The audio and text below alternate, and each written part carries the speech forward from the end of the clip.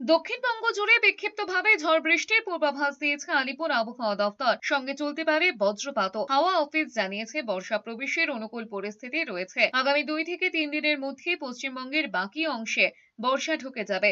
তারপর বৃষ্টি কিছুটা বাড়তে পারে। একই সঙ্গে উত্তরবঙ্গে ভারী থেকে অতি ভারী বৃষ্টির সতর্কতা জারি করা হয়েছে। রবিবার কলকাতার বেশ কিছু জায়গায় ঝড় বৃষ্টির সম্ভাবনা রয়েছে। বজ্রবিদ্যুৎ সহ বৃষ্টির সঙ্গে বইবে ঝোড়ো হাওয়াও। হাওড়া, পূর্ব ও পশ্চিম মেদিনীপুর, ঝাড়গ্রামেও কেবল রবিবারই ঝড় বৃষ্টির সতর্কতা রয়েছে। হুগলি, উত্তর এবং দক্ষিণ 24 পরগনায় সোমবার বৃষ্টির সঙ্গে ঘন্টায় 40 থেকে 50 কিলোমিটার বেগে ঝোড়ো হাওয়ার সতর্কতা রয়েছে। হুগলিতে ঝড় হতে পারে বুধবারও। এছাড়া নদিয়ায় বুধবার পর্যন্ত টানা ঝড় বৃষ্টি চলবে, তবে আপাতত সমুদ্রে কোনো সতর্কতা নেই। এছাড়া দার্জিলিং, কালিম্পং, কোচবিহার সহ উত্তরের পাহাড় সংলগ্ন 5 জেলাতে আগামী শনিবার পর্যন্ত ভারী বৃষ্টি চলবে, সঙ্গে থাকবে ঝোড়ো হাওয়া।